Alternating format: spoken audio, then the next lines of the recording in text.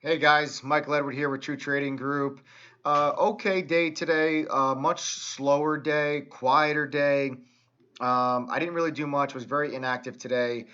Took one loss on a trade for just under about a 7% loss, and then locked profit of 24% gain on one of our swing trades that we alerted 2 days ago in ITUS. And another setup in ROKA, ROKA, that I want to get into um, in a couple minutes. So three things we're going to talk about with this video. One, my 7% loss, my 24% profit, and one setup that I have not placed a trade in yet, but I am watching very closely for. So let's start actually with we'll start with the 24% profit in ITUS. Take you out to the daily chart, guys. I already have this drawn because I've gone over this trade for the last 2 days, so I already have this in my system here. You can see the resistance level right here around $2.50. That was resistance back in September before the stock had its big breakout move. If you haven't watched my video from the end of September, I suggest you guys go and do that in ITUS. I made $10,000 on this trade in ITUS, and it's something that I really highly recommend you guys go and watch the video because it's very educational and really breaks down what a trade, when all stars align, how you really attack a trade, and you can really make serious money when all those stars align. But that resistance area, which was the 200-day moving average and the $2.50 area, is now holding support in this ITUS, and it's now firmly trading above the 200-day moving average as well. So not only is 250 now support, which was resistance, the 200-day moving average, which was resistance, is now also support. I drew this downtrend resistance line in the stock on this consolidation period, and then I said we're looking for that spike through that downtrend resistance. We got it yesterday. We got long on October 10th at $2.83, and then yesterday we got that trigger move. Oh, sorry. Yesterday we got that trigger move through that downtrend resistance, and then we got that extension day number one here today, and I took some profits at $3.51 for a 24% gain, but I'm still holding a chunk of that position. So when I take you out on the 15-minute chart, you can a lot more clearly see this downtrend resistance line that goes across these highs with this area of support. Let me move the arrow over. Okay, with this area of support that you can very clearly see here. And then we got that trigger, that igniting move on an increase in volume right here. Okay, and I took some profit. I'll zoom into the intraday chart. I took some profit right here today at $3.51 for a 24% gain, and I'm still holding on to it. Your new line in the sand is around 350, which was a double top high today. The stock just was not able to break through it. Okay, as you can see very clearly here, but it held in the action very nicely. It touched it, pulled in, touched it, pulled in, bounced back towards the end of the day. So all in all, a really nice day for this ITUS, and I'm looking for a continuation move. I'm looking for maybe one more day. Okay, where the stock can get up in here around $4 is going to be my target on the trade, and if we get that tomorrow, I'll be taking my profits there on a very nice, very profitable trade on this ITUS. So I'll update you as that unfolds. But so far, locked in 24% on this 2-day so far swing trade in ITUS. So really nice here, really nice trade for us so far, and I think we get a little bit more. Okay. Now let's cut to my loser from today. I learned a lesson today. I had to pay for it, but I learned a lesson, and that's the important thing I want you guys to take away from all your losers, is that there's always something to be learned. Okay, and my lesson that I learned from today's loss is I tried to anticipate volume rather than wait for volume to be my confirmation.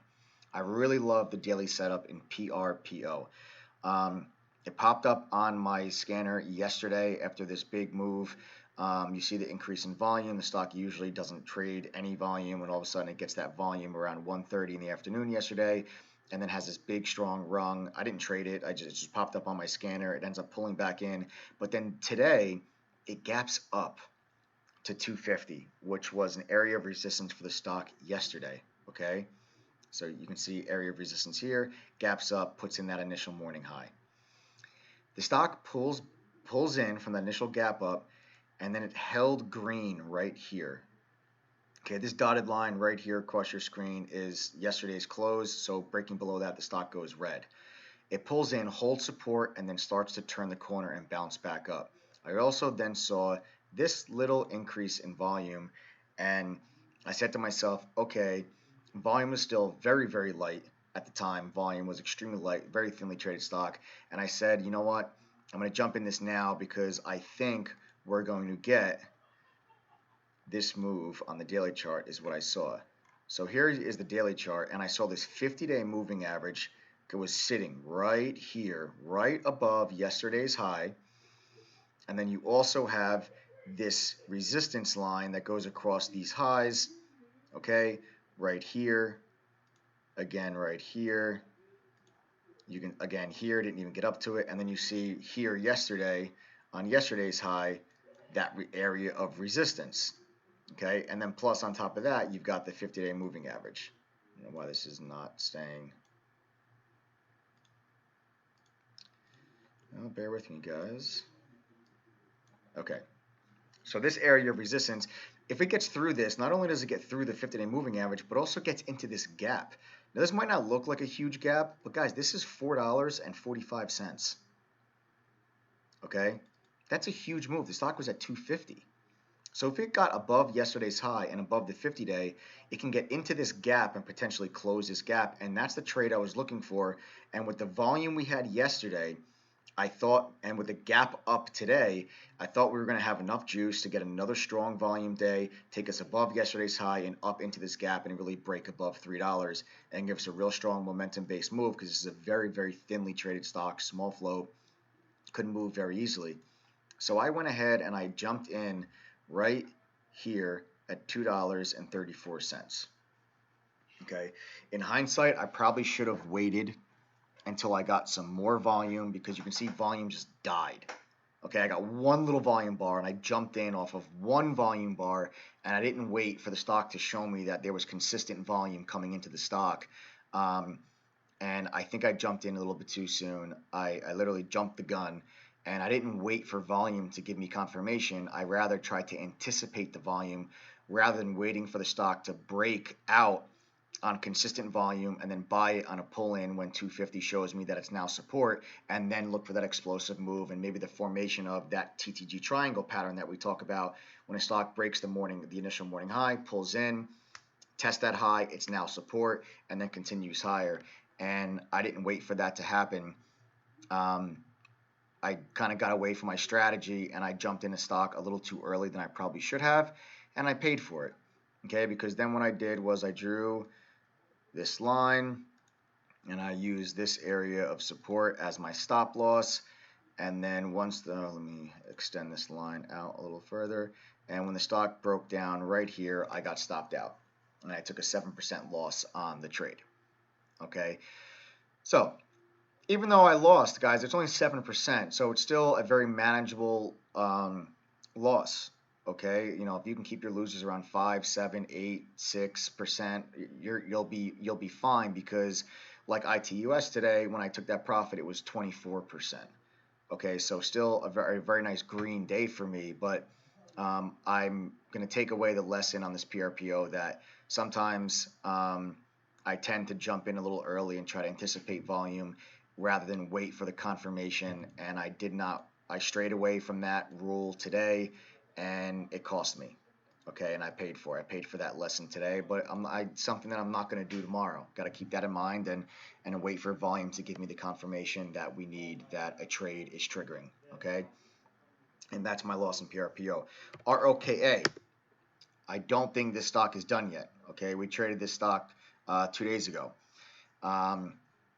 Pulled in yesterday, had a red day, now bounced back up today. Let's go to the daily chart. This is a real nice looking chart setup here, guys. Okay, what I'm looking for in this ROKA is the possibility of a bullish flag or pennant pattern to form. Maybe give us 2 or 3 more candles in here before eventually breaking out to go retest to test, this 200-day moving average and this $3 resistance area, because this $3 area is definite clear resistance in ROKA. Let me show you. Okay, here it is. So here you can see support back in March, support again in the middle of May, and then once the stock broke below at the end of May, you can see the entire first 2 weeks of June held resistance. Look how the stock, how it was holding above. Now all of a sudden it can't get back above. Okay, so now that's clear resistance at $3. Dips down in the beginning of July, tries to break back above $3 right here, can't do it, sells off. Pushes back up, first day in August, tries to break back above, touches $3, can't do it, sells off. Now, fast forward to this week, stock gaps up, explodes through first level of resistance on extremely heavy volume, has one little brief moment or one day where it takes a breather, and another nice volume day, and the stock, boom, back, continues, pushes back higher to the top end of this range. Bullish action for us today on ROKA. I really liked what I saw here. This makes me think that this trade's not done yet. Okay, 250 is really our area. Okay, it's the high from that initial day right here, back here at 250. Stock gets through that high. Okay, well, let me delete that. Stock gets through that high on the daily, it should go straight to $3. Okay, because the resistance area is definitely strong, intact. You have the 200-day moving average, which is also sitting right there at $3, and that's my first target on the trade. If it can get through $3, the next resistance area I see is at 4. How do I get that? You can see back here, this area back in the end of 2016 and the beginning of 2017 was very clearly support at $4. Okay, you can see all that support right there. When it broke down below it, you can see once, twice, 3 times, 4 times, could not get above $4. Ends up selling off and then breaking down below $3. So those are your 2 lines of resistance, $3 and then $4. So if this stock can get moving again, okay, which it proved to us today that it still has some juice in it after putting in this nice action today, climbing higher with nice volume. Look at this strong volume in here, guys. Okay, that shows me this stock still has strength, still got momentum in it. It held this move very, very nicely, still trading up towards the top end of that range, and I think we might have a setup here in the coming day. I mean, listen, it could happen tomorrow. The stock could continue with its momentum tomorrow, and it can break through 250, and we're going to jump all over it if it does. But I think it needs a little bit more time than that to kind of flag a little bit and consolidate. Maybe give us, a red candle tomorrow, then a green one, a green red, and just kind of consolidate this pattern before eventually breaking out. And that's what I'm looking for in that ROKA. All right, so that's the breakdown. That's the recap from today. 1 loser, 1 winner, and 1 really nice, sexy looking setup that we're going to attack in the next coming days if the trade triggers for us. All right, so nice job today, guys. I'll see you tomorrow.